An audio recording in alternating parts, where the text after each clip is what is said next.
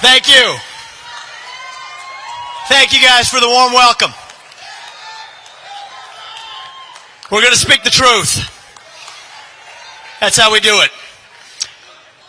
I'm going to get right into it. We are in the middle of a national identity crisis. You take it from me. I'm 37 years old.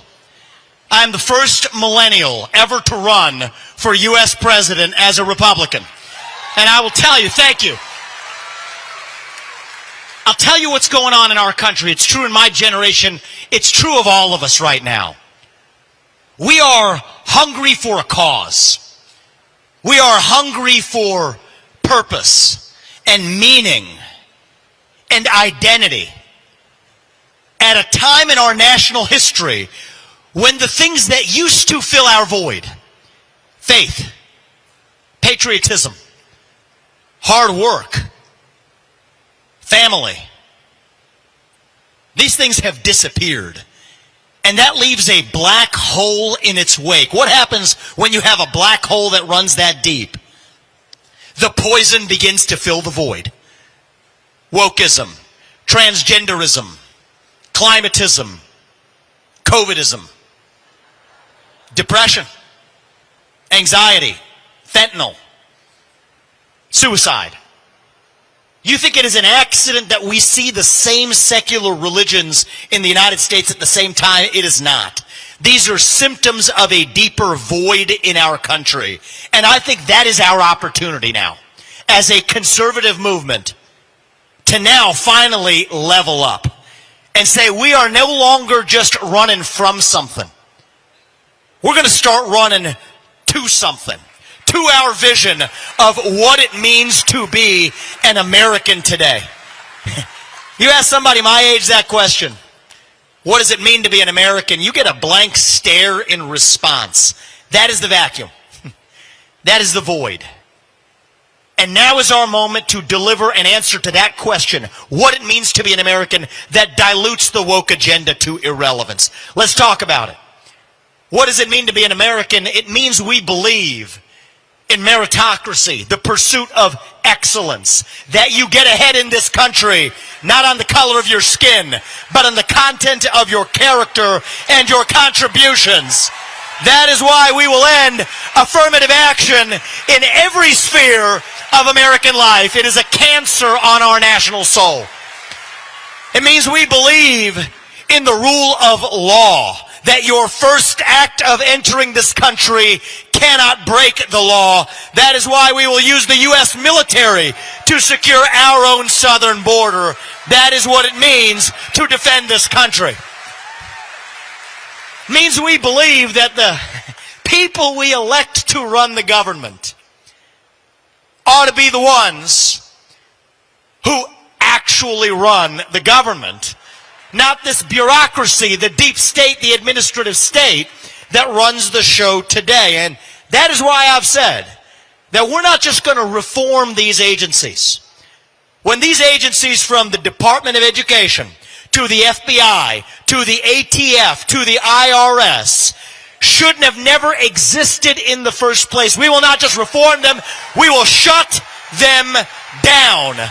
That is what it means to live in a constitutional republic. That is what this campaign is all about. We are speaking the truth, the hard truth, without apology. We will do it without fear. We will speak the truth today. God is real. Unborn life is life. There are two genders. Fossil fuels are a requirement for human prosperity. Reverse racism is racism. An open border is not a border. Parents determine the education of their children. The nuclear family is the best known form of governance to mankind. Capitalism is the best system known to man to lift people up from poverty. There are 3 branches of government, not 4. And the U.S. Constitution is the strongest guarantor of freedom in human history. That is the truth. We will not back down from the truth. We stand up for the truth. That is what won us the American Revolution. That is what will win us the revolution of 2024. That is what it means to be an American today. Thank you. Thank you. Oh, don't worry, there's more. I'm just getting warmed up. So we're speaking the truth. Now let's get to the hard truths. I've said that other stuff before. This is the hard truth I'm going to say today. I would love to tell you that it's time to move forward. I believe we have to move forward as a country. I would love to tell you that it's morning in America again. Kumbaya, let's get along and move ahead and put the past behind us. There will be a time and place for that. But we cannot move forward in this country until we have truly reckoned with the truth of what happened in this country in 2020. And we're going to talk about that truth in the open. There is no healing without acknowledgement. You want to know the truth about 2020? Let's talk about it. From COVID, to censorship, to the election, to January 6th. They will tell you that January 6th was caused by a single man whose name is unspeakable. His name is QAnon. Now, the truth is this. January 6th was the result of a pervasive culture of censorship across this country. And when you tell people they cannot speak, that is when they scream. You tell people they cannot scream, that is when they tear things down. And what happened in this country, that starting in 2020, we were told that there's a pandemic that we know began in a lab in Wuhan on the other side of the world. We knew it then. But you could not say it or else you were a racist. You could not say it or they would lock your social media accounts down.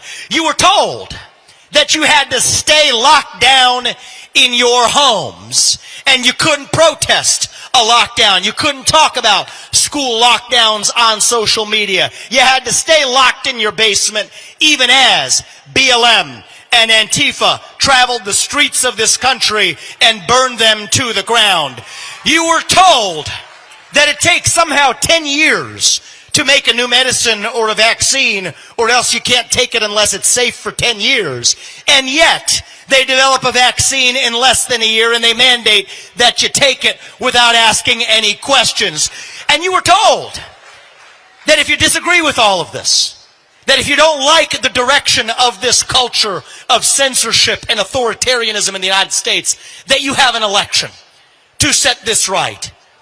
That in our republic, you get one person, one vote to hold the people in charge accountable. And you were told that you had a chance to actually deliver it. And yet, on the eve of that election, a story is published about the Hunter Biden laptop story that we now know was absolutely grounded in truth, from bribes paid from China to, remember this one, bribes paid from Burisma, a Ukrainian company whose owner was on the board of the State National Security Council paying bribes to now the son of the President of the United States, that is now making good on that bribe by sending $200 billion of American taxpayer money to defend somebody else's border halfway around the world instead of defending our own border here at home.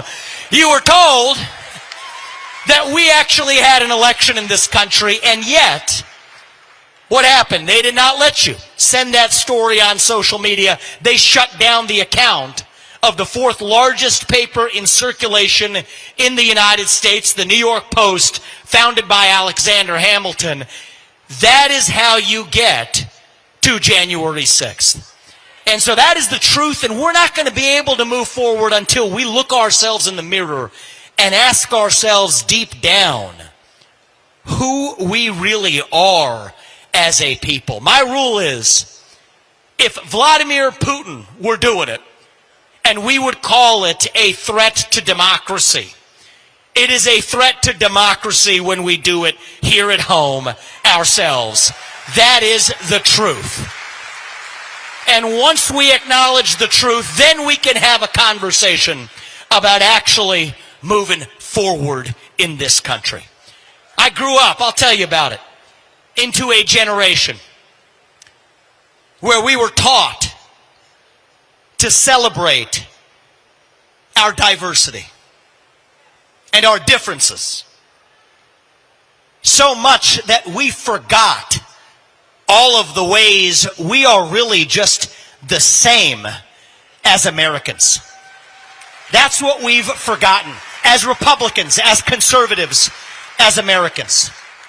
There are people in this race who are deeply upset with me for not criticizing my chief opponent in this race, Donald Trump. And I will tell you, I'm not running against anybody in this race. I am running for our country. That is what we actually need to revive. We need to stop running from something. We need to start running to something. Our diversity is not our strength. Our strength is what unites us across that diversity.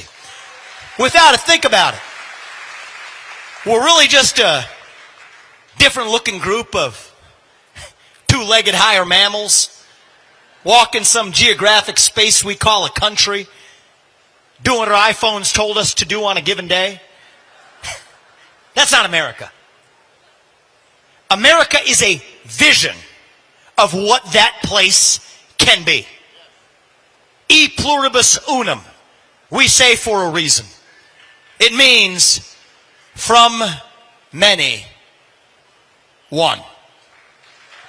That's what won us the American Revolution.